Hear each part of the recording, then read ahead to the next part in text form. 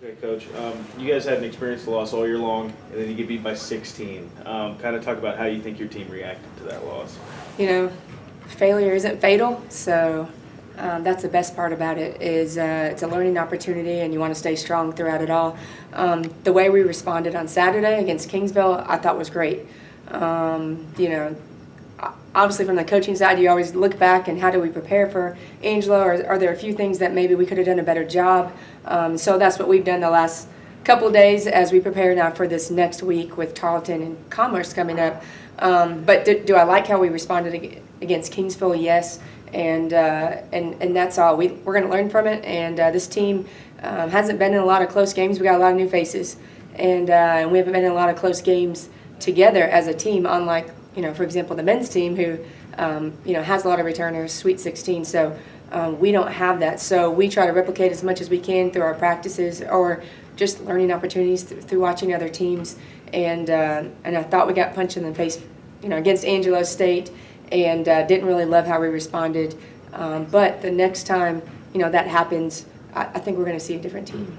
And you're home this upcoming weekend, but it doesn't get any easier with Tarleton and Commerce. Just kind of talk about those matchups and how crucial they are. Yeah, always the next game is the next biggest game, and that's Tarleton for us. But Commerce is right behind that, and two of the top teams in our league. And Tarleton has some very skilled players on their team. Preseason Player of the Year, Mackenzie Haley, and obviously Commerce, very veteran team. Artasia Gay and Princess Davis at the point. I mean, they've been there for as long as I feel like I've been here. So Coach Burton has done a really good job of building that program up. And, you know, for us, the focus is Tarleton State, and you literally take it one day, one game at a time, and you don't look too far ahead.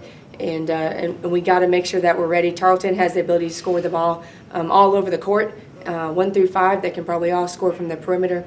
So we're going to be stretched a little bit. And for me, I'm more looking at, you know, from the offensive end for us. We need to clean up a few things and make sure we're ready to go to battle. So your team plays on ESPN3 this Saturday. How do you mentally prepare them for that game like that? There is no mental prep. You prepare the same way that we prepare, you know, every single game, whether you're playing on TV or not. Is it nice that they have selected West Texas A&M as the university?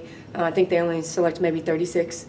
I think they only have 36 or so games that they do this with. So to be selected, you know, means a lot for our program. It means a lot for our university as a whole. But anytime you have an opportunity to bring national recognition to your university and program, I mean, that's special and that's great.